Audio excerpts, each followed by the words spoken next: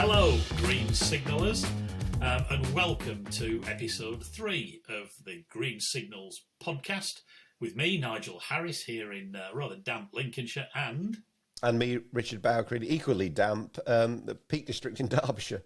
Still, as long as we're bright as buttons, Richard, which of course we always are, always. That's all that really matters. Anyway, look, thanks ever so much for all your incredibly kind comments about episode 2, HS2's Top 10 Myths, which seems to have gone down really well. So we're really pleased about that and glad to have killed a load of arguments. So the next time you come across some know-all at the Lineside pub or on a train, spouting off nonsense, you've got the... hopefully you got some bullets to fire back at them, so we're pleased about that. We've had some great response on Twitter. Our favourite this time was from Roger Marks, a good friend of mine on Twitter. Can't call it X yet. Roger's a driver who said, "This is really good, guys, but you are both maybe too polite and diplomatic." Not an accusation often made, Richard. Given the egregiousness, which is a great word, the egregiousness of the subject matter. Well, good news, Roger. We've got the gloves off in this episode, and Richard is particularly exercised about one or two things, so get your wagons in a circle. The YouTube channel's proving big success. Loads of new subscribers for those of you who want to sit and watch Richard and I joshing away, rather than just the audio file, so you're all very welcome. Some great questions we've had, which we've both tried to handle on Twitter, not X. As they come up, and we'll continue to do that. So, what are we going to talk about this week? Well, we have a cornucopia of interesting and important stuff. Breaking news is the fantastic letter which Transport Select Committee Chairman Ian Stewart MP sent to his immediate predecessor. The irony isn't lost there, Hugh Merriman, about how the ticket office closure programme is too fast, too far, and too soon before there's any sort of fares reform which would make it necessary. And scandal, Richard, yeah? It's just a microcosm of everything that's going wrong at the moment. Government sort of imposing a policy and getting the train operators and the industry to almost give the impression it's their policy, which kind of we know it's not. A supine industry almost going along with it, and nobody actually listening to the people that matter, who are the customers that use the railway. And you could be forgiven for thinking that this is a very, very convenient way of dealing with capacity by simply suppressing demand. Killing demand as government policy. How about that? In the face of 800,000 objections to the consultancy, which apparently is the biggest ever. So we've then got the Sunday Times allegations of the 22nd, very serious allegations about manipulation of costs at HS2, Richard. Well, they were serious, but as we'll talk about in the programme, I actually found that article really very hard to understand and follow the thread. We can talk about that in a bit later, but if you're going to actually put a piece that explains something like this, then it helps if the numbers are easy to understand, which I don't think they are. Then, of course, we're going to look back 20 years to the 10-year period, or the 12-year period of the West Coast Route Modernisation, which was, looking back now, I suppose, inept and chaotic, Richard, and we're about to do it again. Well, my real concern is that in the sort of the drive to find a way of delivering the additional capacity, as long as we actually need any, and the government haven't killed it all off, that HS2 would have delivered, we will repeat all the same mistakes and have all the same challenges of sort of 10, 15 years ago, and actually in a considerably less benign environment, if that's possible to believe, than then. And I think we're heading for a serious, serious problem. So you're going to tell us how you basically got away with it at the SRA and the reasons why, and they don't apply anymore. So look forward to hearing about that. On a slightly more maybe whimsical basis, you know, the railway's all about its customers, its passengers, its freight shippers. But people like us just like travelling by train, don't we?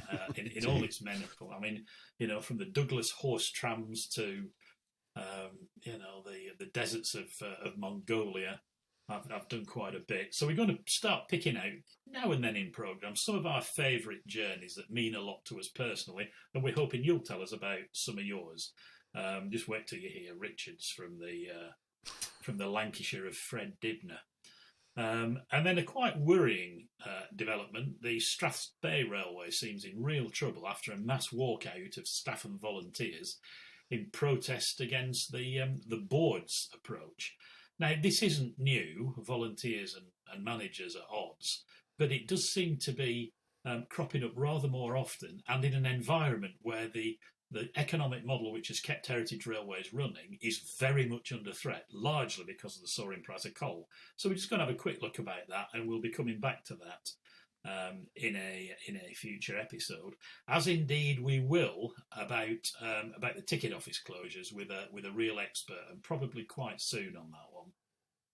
But let's get into the guts of our agenda. The Sunday Times, Richard, and their allegations, very serious allegations, on the 22nd about cost management and transparency, which they seem to be implying that there's been two sets of books, the one they're admitting and the ones that they're not. And it is serious, and it reads quite dramatically, and you can see the comments that have been made on social media by people going, oh, there you go, or quite a few people saying, I told you so, and so on and so forth. I've gone through the article a number of times, really, and this is probably a slightly controversial thing to say. I actually find it really difficult to follow. And I'm not just trying to be kind of clever for clever's sake. It is quite difficult to follow, and it's the numbers that don't really. They're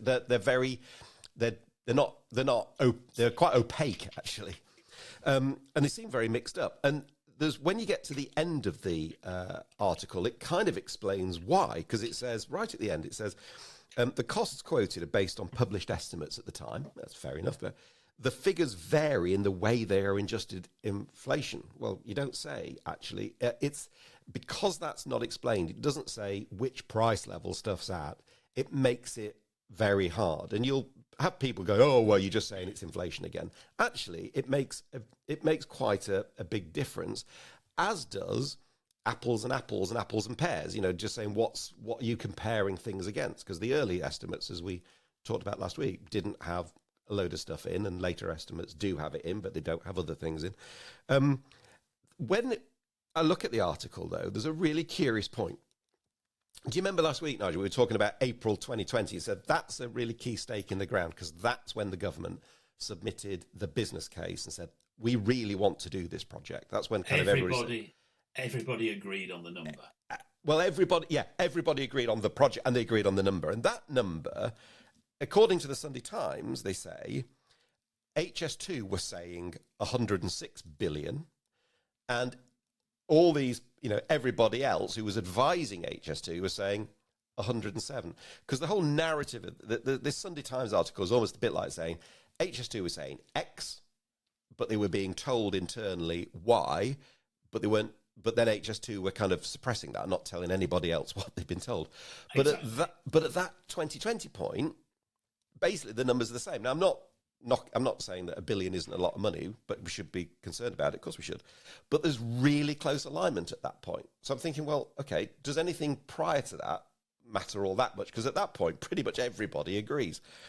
But the next number we see in the Sunday Times article is in 2021, I presume towards the end of 2021, where the Leeds leg of HS2 was cancelled and Grant Shapps came up with his disintegrated rail plan. At that point, HS2, so say the Sunday Times, was saying 71 billion, and that does kind of seem to tally with what we were talking about last week. But other people, the whistleblowers and the observers, were saying 136. And I'm like, hang on, how have we gone in 18 months from broad alignment to a thick end of 65 billion difference? And it doesn't really explain it. It doesn't. There's some comments, some external cost consultants saying, "Oh, we think it's this," but even that's a different number. So I was just left really, actually quite confused as to how we'd gone from a position of broad alignment to a position of absolutely misalignment. So yeah, I'm not saying there isn't something to investigate here. There clearly is, but I'm no wiser as to these so-called cost overruns than I kind of was before. And it's also fair to say, I think, that this story in some way, shape or form has surfaced every year since about 2013. Well, and I mean, not just in this pay. I mean, all the time. The problem is, one of the things that you discover with HS2, it's a bit like, say, the EU, Remain or Brexit or other things. It's utterly polar, right? So either people think it's an absolutely vital project, or you think it's the worst thing that's ever been contemplated by man. There's no kind of balanced middle, really. So you do get all these constant stories. I think for us, I still think that what we talked about last week is broadly right, which is that when you take out inflation, which you have to compare it on a kind of real cost base. Actually, the numbers do make a little bit more sense. Yes, they've gone up, and we know that has to be investigated and understood, but the benefits still, in my view, are still justify the project, or certainly some form of the project. And in fact, in this Sunday Times, there's quite a lot of benefits, and they talk about benefits analysis as well. But even there, again, they don't talk about wider economic benefits, the dynamic ones we talked about last week. It doesn't talk about release capacity at all. And we've got this same story of, demand's fallen away. Nobody's travelling really by train anymore, without saying, yeah, but what about strikes, and what about reliability, and what about closing ticket offices, all that kind of stuff. It's kind of a very sort of blinkered view now, in my view. We're going down this route, and it's very hard to get people to stop doing that. It is very binary in the way that you suggest, and also the sheer folly of using what effectively are short-term problems to make massive decisions on very long-term decisions. Yeah, and that's just appalling.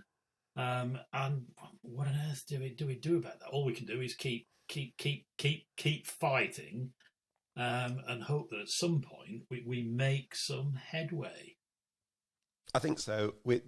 I remain of the view, I know you do, HS2, what it was trying to deliver was vitally important. And still is. And we'll talk in a moment about West Coast Route Mod and why, history is in danger of repeating itself if we're not careful. It is appalling. So let's get on to the West Coast Route Mod. Let's look back to that 12-year span from 1997 to 2009, which I know you'll never forget. And that was the last time we tried to upgrade one of Europe's busiest mainline mixed traffic railways at the same time as actually carry on using it. Yeah. And you've been getting fairly cross about this, Richard. Well, I have, because it is, I don't know whether it's just sort of willful forgetfulness or just people weren't around and we're all getting a bit old now, which I suspect is true. But the point you make there about upgrading something as complex as the West Coast Main Line, while still trying to run it, is really, really important. It is not easy. Like when they're doing the motorways, and I know smart motorways have got a bad press for different reasons, but when they want to put that extra lane on, how long has the contraflow been going on around Milton Keynes? 3 years, 4 years, right? This stuff is like really, really complicated because you've got to keep the current thing running. And it's exactly the same with rail. I think, with the West Coast, you have to look back into a bit of history as to where the upgrade stuff came from, and if we can do that, because what it'll do, I think, is hopefully show to people that there's nothing new. And the issues that we were facing now in terms of capacity are exactly the same ones that we faced 25 years ago. So let's do that. With the West Coast, what you have to remember is that BR had a plan to do some upgrades on it. This was not new. And in fact, they came up with a plan in the early 1990s, which was a classic thing of the time. It was going to be private finance. The government insisted on it being PFI. And a development company was set up to do it. But then that fell away because the railways got privatised and Railtrack took over responsibility in whenever that was, 1994. The problem was that the government were then trying to sell off the franchises. And the market for the franchises was like, well, a little bit confused because they knew on West Coast there was a whole load of issues, because otherwise why would this development company have been created? So in order to create some certainty for the market, OPRAF, the Office of Passenger Rail Franchising, came up with a deal with Railtrack, called PUG-1, Passenger Upgrade 1, which delivered 125 mile an hour railway, because you can do that without tilting. Strengthened power supply, and other bits and bobs, all for it, wait for it, 150 million quid. Right? And that was signed between OPRAF and Railtrack, and so the bidders had the chance to bid against that. Virgin came along and said, do you know what? I think we're going to be a bit more ambitious than that. And they came up with an enhanced thing, which eventually became called PUG-2. And that was 140 mile an hour tilting trains, all the same, lots of power supply upgrading, but crucially, a signalling system called European Train Control System, Level 3.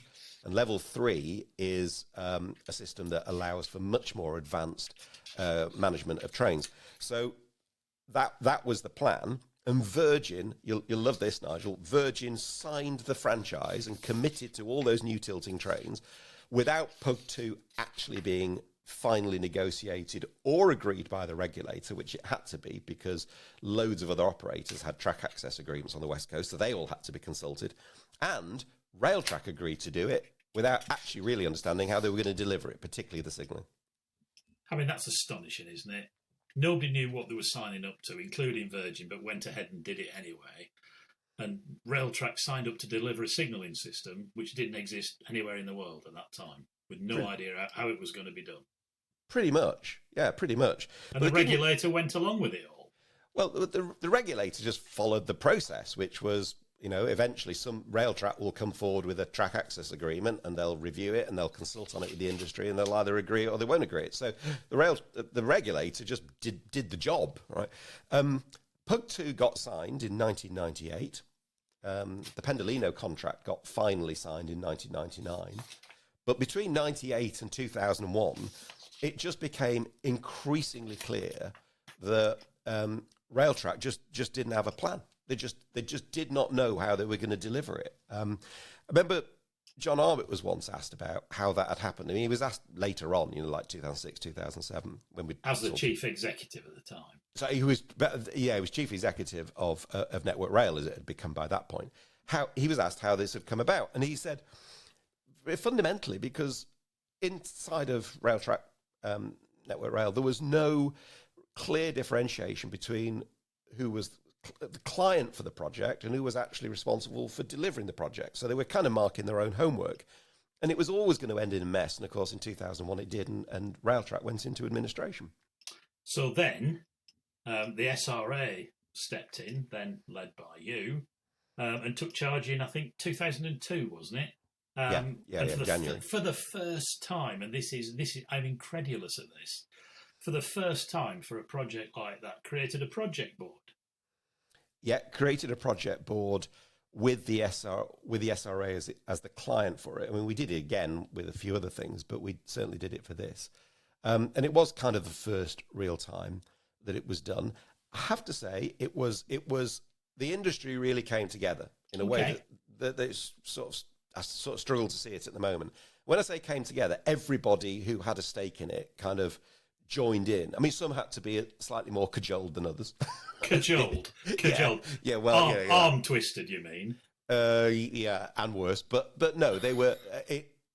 Everybody got stuck in.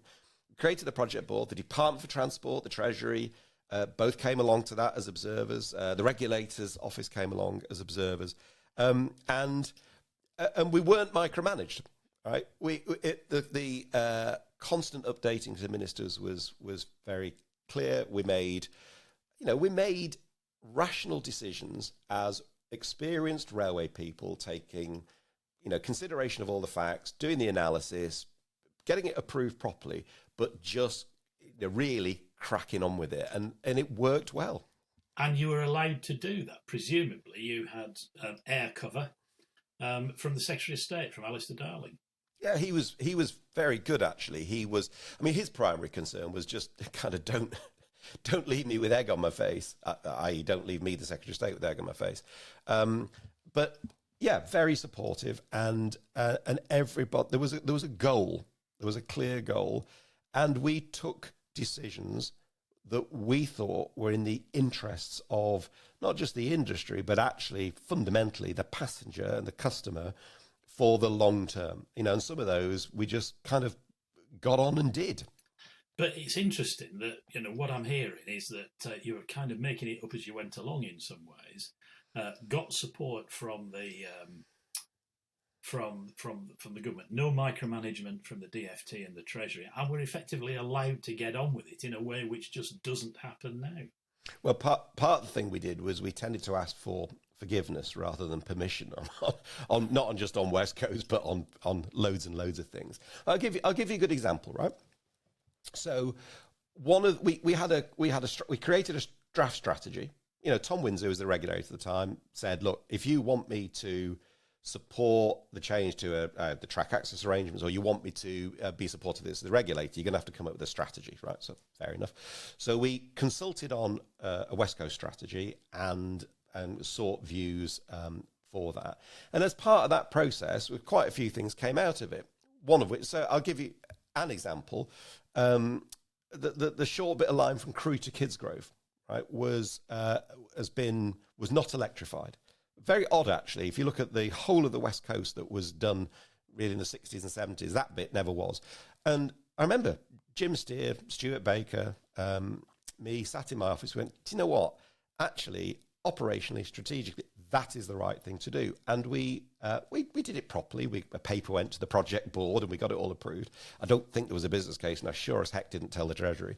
But we got that done, and now it wouldn't kind of work without it. The thing that I look back on that project, and the one that still kind of has the hairs on the back of my neck sort of standing up, was there was a point in 2002 where we genuinely did not know how we were going to deliver it. We were creating a strategy, and we knew what the goals were, but it was how we were going to make it happen. And that we came up with, for one example, a blockade strategy. I remember the meeting. I can remember who was there. It was Tom McCarthy of Bechtel and Mike Adams of Bechtel and John Armitt. And we came up with a strategy to do a blockade, which meant closing huge chunks of the railway for like 3 months. Right? I mean, for 3 months, there were no trains through Stoke-on-Trent to anywhere. It was the biggest bus station, probably outside of Manchester or whatever. It was huge, hugely disruptive, but very effective. And then when we'd done that, we moved to another section of line and did, close that for 3 months. But these were big sections of line. And it was a real gamble. I genuinely remember thinking, what if we've damaged the UK's most important revenue flow, which is Manchester to London, right?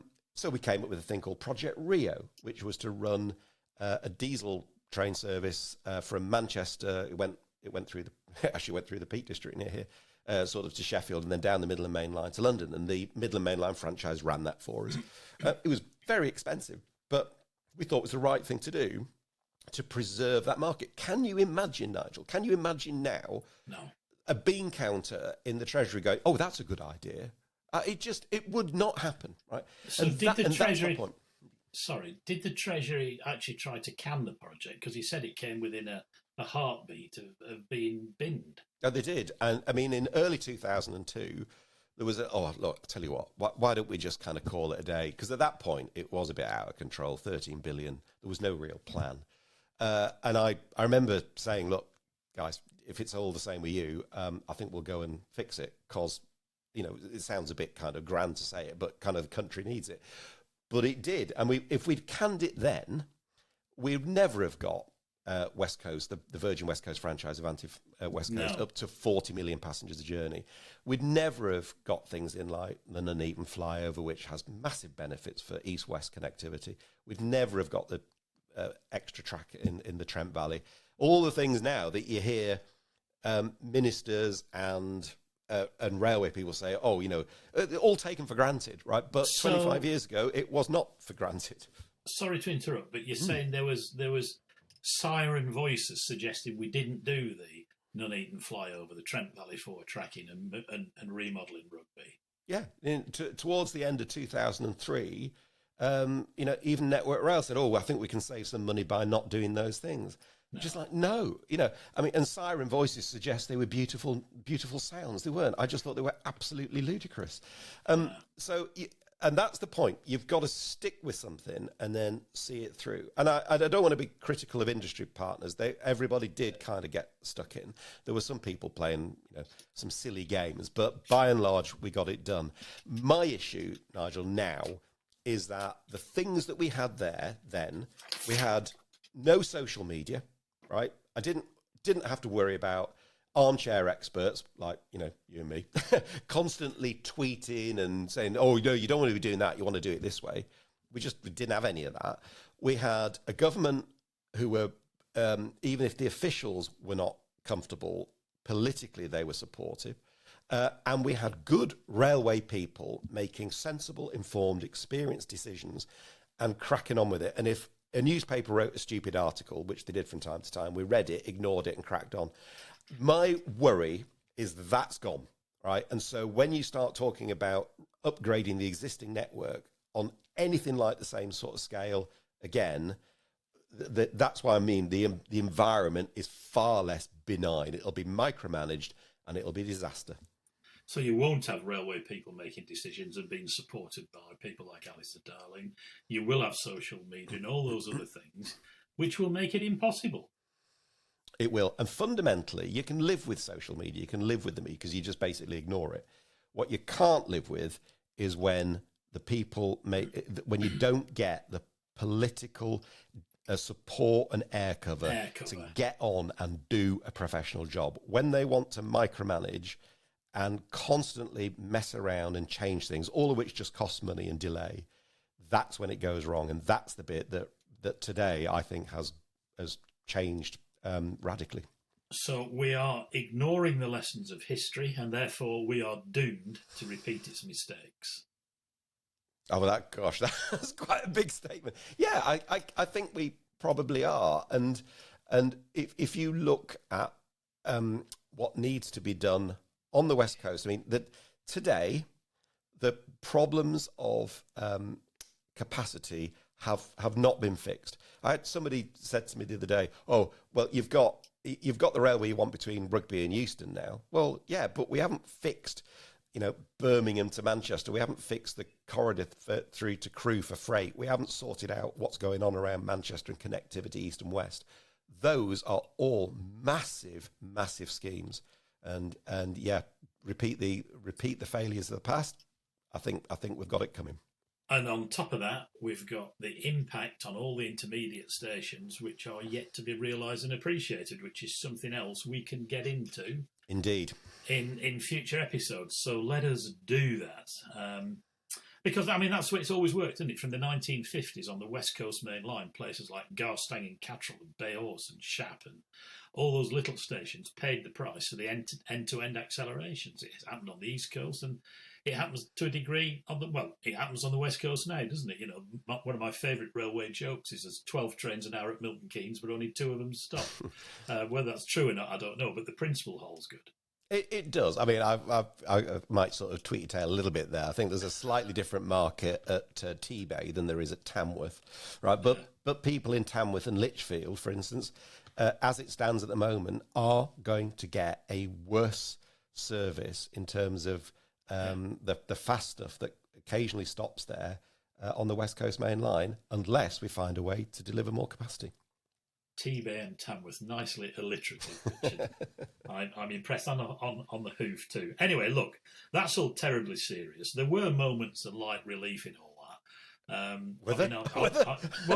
was going to say you might not think so, but I certainly did as an observer from the outside, which is always great fun. And one that sticks in my mind was when the Pendolinos finally came along and were being tested. That lovely man Chris Green invited Roger Ford and I one Saturday night to join him for high-speed testing in the Trent Valley. Roger and I showed up at the old rugby station, that great cavernous place, and it was a misty night. Of course, there was only us there at sort of 1-2 o'clock in the morning, and it was like we were walking into some Victorian melodrama. Brief encounters, yeah. Well, yeah, more like Jack the Ripper sort of really, with the mist and those big buildings. Anyway, sure enough, this Pendolino rolled in, the doors slid open, and Chris Green and Tony Mercado, as you'll doubtless remember, stepped out, and off we went, and we spent the next 4 hours zipping back and forth up and down the Trent Valley. At very high speed, and I saw things I've never seen before. For example, that was the first time I saw a floodlight and a video camera just trained on the pantograph. Yeah. And some guy sat there the whole time. And I know it sounds really tedious, but it wasn't, because, of course, the train was tilting underneath the pantograph, whose head needed to remain parallel with a contact wire. Yeah. So to watch the shot of the train tilting either side and the pantograph, it was fascinating stuff. Sounds a bit nerdy, doesn't it? But there you go. Anyway, there were two moments I particularly remember. One was Roger and I were in the rear cab, watching the Speedo edge up to 150 miles an hour for the overspeed testing. And it's pre-digital cameras. I had a lovely little Olympus Mew clamshell camera, which I really loved, with the film in it. And I was just about to take a picture of this Speedo needle edging up to 150 miles an hour. And this voice behind me, I hadn't heard this chap come into the cab. And I shall not try to emulate the South African accent from which it derived its amusement, but some people will guess who that is. This voice suddenly said in my ear, "If you publish that picture, I shall stick that camera right up your arse." So that was a novel moment. But, to travel at 150 mile an hour on a Pendolino on the West Coast Main Line was great. What surpassed it within the hour was I was invited to sit alongside the driver for one of the southbound high-speed tests. Ooh, good. And we sat there, and it was a beautiful moonlit clear night, and we just sat there in the dark in the cab with all the lights winking and all the rest of it. One of those nice moments of anticipatory silence. Tony was stood behind the driver, in contact with all these, it was like mission control, all these stations down the train with monitors, with people monitoring brakes and speed and all the different things, that parameters they need to measure. And they were all checking in with Tony that they were ready to go, they were ready for this test to start, whereupon Tony gave the driver the countdown to start, and in simple terms, the driver floored it. And we took off from this signal in the middle of nowhere in the Trent Valley, with that 24-wheel drive really digging in on a dry rail, and the acceleration was stupendous. But what really struck me as we passed 125 mile an hour, 130 miles an hour, we're heading for 140. And the only way I can describe it, it was a bit like a sine wave levelling out and straightening. You could feel the train settling into, it was almost like we were flying. It felt like it was... we were above the rails, banking around the curves. It was an incredible sensation. And I happened to mention this to Tony, who said, well, you touch on an important point, because one of the challenges the design engineers have faced is, since Pug 2 was abandoned by that stage it had, was recalibrating the train's suspension to perform as well as at 125 miles an hour as it did at 140. And I'm not sure that it ever really did, but it was an incredible experience.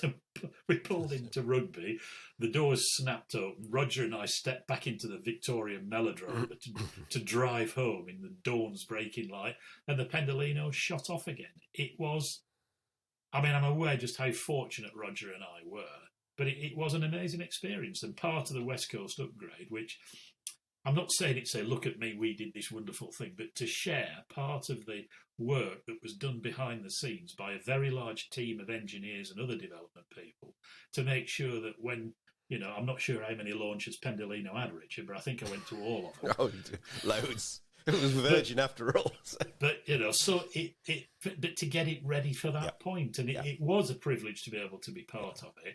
And it's a privilege now to be able to pay tribute to all those people years later, that while everybody slept, was zipping up and down the West Coast Main Line, getting that train ready. It's a really important point, this, because I think a lot of people, it's back to forgetting history, think that, these trains arrive and they just come out of the box and then they work and it's fine. Actually, there's a huge team of people, very smart, very dedicated, who make these things happen, and they don't often get very much thanks for it, but without them it wouldn't work. That's a brilliant story. You did something I never did. I've been in the Pendolino cab plenty of times, but but never on the overspeed stuff. So that's fantastic. You talk about sort of memories of trying to get those trains onto the network, because I had no grey hair at all when we were buying the trains. So when we were buying the Pendolinos, because I was at Virgin at the time, one of the issues, because they tilt and they were going to go 140 miles an hour, that was the plan. So they're in theory they're what we call a swept envelope. The space that they consume as they're moving through the railway at 140 miles an hour. We thought, well, we'd better find out how big the hole is, what the infrastructure is, because everybody knows with a tilting train, you always get that sort of tapering at the cant rail, they call it, the top of the carriage, and we want that to be as little as we can get away with it, because it has an impact on the passenger environment. So we said to Railtrack, can you give us the CAD drawings of the West Coast Main Line, tell us how big the hole is? And they said, well, we haven't got any. We said, what? Okay, well, how do you know it's okay today? Oh, we said, well, we can run a Mark III coach down the line. It doesn't hit anything. So it's like, fantastic. So that's the level of technical understanding. Then, and I kid you not, because we pushed the point, a box arrived, this enormous box full of, I don't know, 40, 50, 60 VHS tapes. You remember, Videotapes, yeah. There's already half the audience to know what I'm talking about. But all these videotapes arrived, and it was somebody in the cab of a train going up and down all the bits of the West Coast Main Line, filming it, and they said literally, there you go. And I said, what? That's not a CAD drawing, that's just a video, right? So we had real problems. So we thought, well, what on earth do we do? Because Fiat was saying, you've got to tell us how big this thing's got to be. So we enlisted the support of Laser Rail, who were really smart guys and had this thing that had this beam of light that went around that could measure structures. Long story short, they did at least know, we did at least find out where the most constrained point was, which turns out to be, if my memory serves me right, two tunnels just on the Manchester section. One is just north of Macclesfield Station. It's called Hybel Road. It's very short. I think it's only like 300 metres long, but it's very constrained. And then there's another one north of there, Prestbury, at Prestbury Tunnel. And those are the 2 points that are really tight. So the body shell of the Pendolino is designed so that if it goes through those two tunnels at line speed in a tilt fail mode, it won't hit something else coming the other way. And the tunnel wall. Oh, the tunnel wall, yeah. Well, yeah, no, I suppose, yeah. But I mean, just make sure the sweat envelope doesn't hit it. And that's why it's kind of is the shape it is. I still to this day think, because we had to be a bit conservative, because we didn't really have all the detailed drawings. I still think to this day, if Railtrack had really understood the dimensions of infrastructure, maybe, and I'm only saying maybe, the Pendolino could have been a little bit bigger than it is.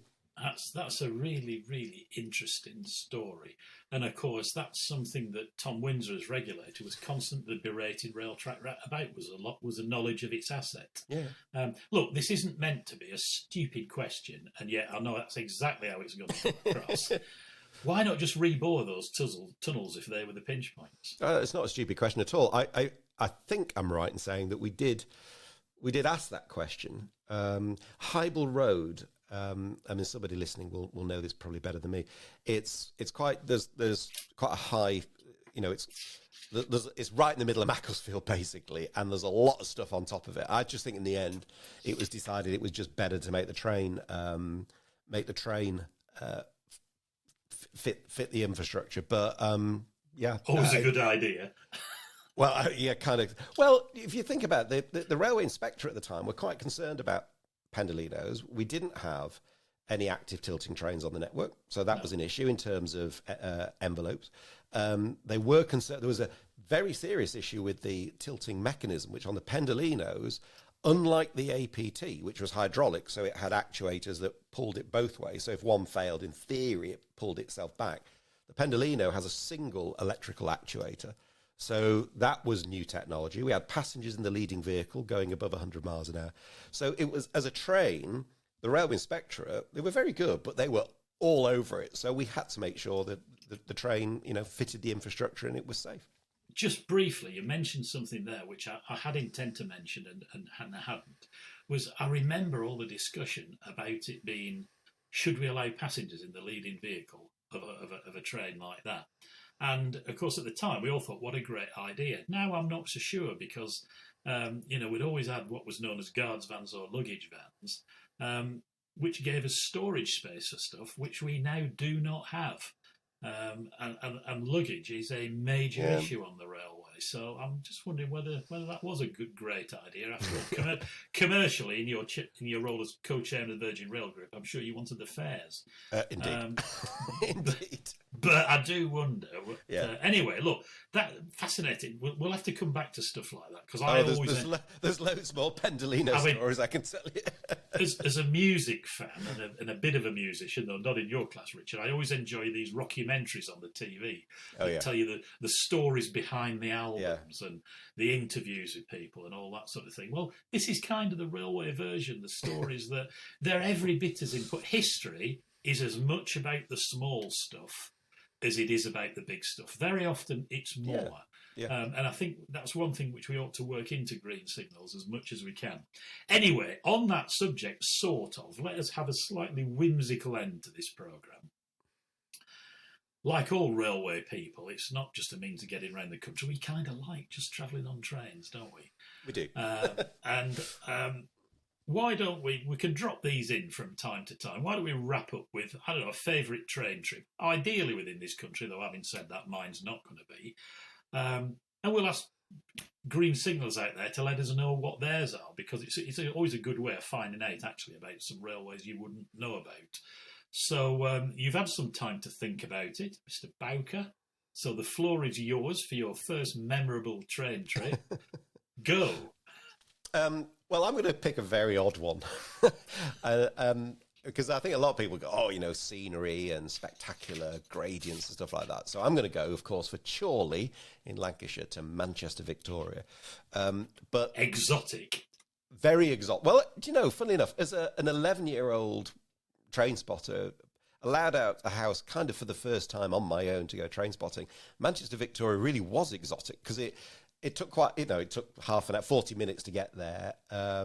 It was an amazing station. You had loads of stuff that you couldn't see in Preston, so that was really important. And you had lots of exotic stuff like, electric trains to Bury and all sorts of weird and wonderful things. So it was really cool. And it was just one of those great trips. You always try to sit behind the driver, on the DMU, and always a bit cross if it was one of those slightly miserable ones who'd pull the blind down. Oh, mister, could you put the blind up? And then, sometimes they did and often they didn't. But mainly you got to see the view, which was great. And it started off from Chorley, which is near where I lived. And it was a bit rural to begin with through Black Rod and Adlington. Then you got to Bolton, which was a bit more of a metropolis. I mean, Trinity Street. And with semaphore signals, and it's a very different station there. And then you went through really interesting places like Moses Gate. Oh, it was amazing. And then you passed the power station at Kersley that had the little electric trains, and then Agecroft with industrial steam. And then you arrived at Manchester. If you're really lucky, you went through the sort of exchange platforms and stuff like that. And it's not a particularly attractive journey, and it's very different now. But it's just part of my childhood, and it's one of those great things. I've got to say, one of the things about that, which has just occurred to me actually, we're talking about upgrading the existing railway and how hard it is. When they came to electrify that line, because it's electrified now all the way to Preston from Manchester, there was two tunnels at Farnworth, one really narrow and the other one I think a little bit bigger. But there was no way they could electrify. The little one would never have taken it, and the bigger one wasn't big enough. So they had a project, and I remember this quite well. They filled one of the tunnels with foam concrete and then rebored it using a kind of it's extraordinary. And I think about halfway through, they then had, I think, couple of times they had to stop work because even though they thought they knew the ground conditions, loose sand all poured in, and it was an extraordinary project. We'll put a link to a great video on the website, and it's just a great example of how hard it is to upgrade an existing railway that's full of Victorian infrastructure and at the same time keep the existing railway open, right? But that is, by the way, that's why you might want to think about building a new line sometimes. Well, that's right. That Victorian infrastructure point is a good one, whether it's platform heights or the LNWR's parsimony in building a very narrow formation that we all have to contend with now.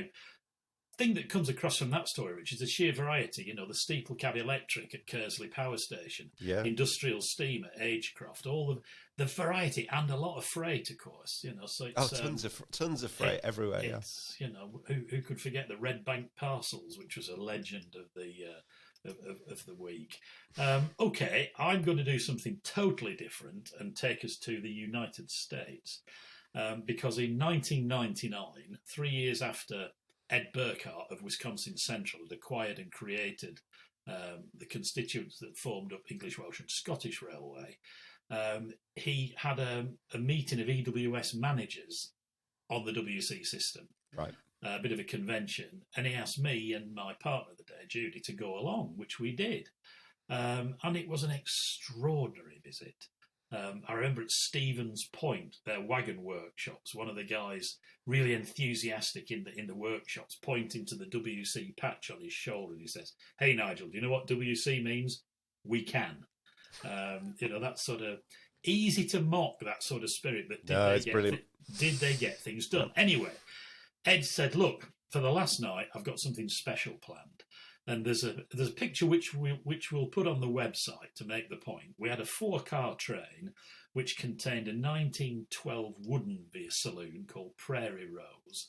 There was a sleeping car which Ed and I had compartments in. There was a day car, and then there was a beautiful classic American aluminium dome car, the observation car with a blister on the top and the lounge, the glazed lounge on the top. And Ed said, we're going to stick that on the back of the overnight intermodal into Chicago from Nana, really. And this is 180 miles or so on the main line down the western side of Lake Michigan. And sure enough, this I think it was an SD40, a General Motors general purpose engine, left us on the main line. And Ed and I sat up in this dome car in the Captain Kirk style swivelling armchairs with a beer each, watching this mile-long intermodal train set back onto the front of onto our carriages. And there was a shunter on the deck by the like I said, buffers by the knuckle coupler, in radio contact with a driver a mile away. Wow. Who, and between them, very expertly set this mile-long train onto our carriages with a chunk, no great big hit, coupled us up, and away we went. Brilliant. And it got dark, and it's like a reverse snow globe. This in the blackness of the night with the stars and the moon. And Ed and I sat there in the dark with these beers, putting the worlds to right and chatting about this, that, and everything. And sure enough, we rolled into Chicago a few hours later. And I suppose, I mean, can you imagine saying to Network Rail a few years ago, you know, Bill McAlpine had that GE saloon, GE1, the wooden-bodied saloon, which worked on the main line for quite a while.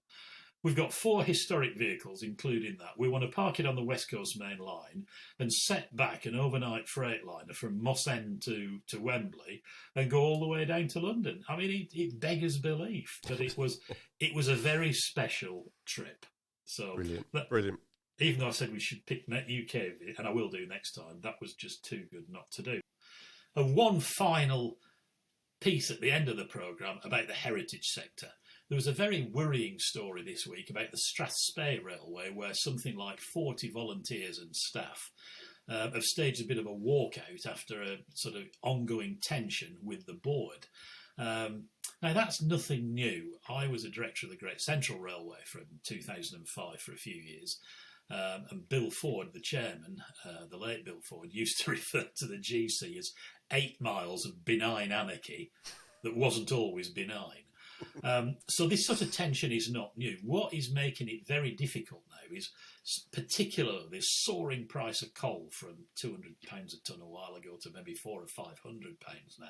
You have to sell a lot of tickets. So the economic model, which has sustained heritage railways in its rough shape since 1951 when the Tallaght Lynn Railway got going, some ticket sales, some souvenir sales, some donations and some catering, and together this sort of, I don't want to say muddle through, but it works. That is under intense pressure.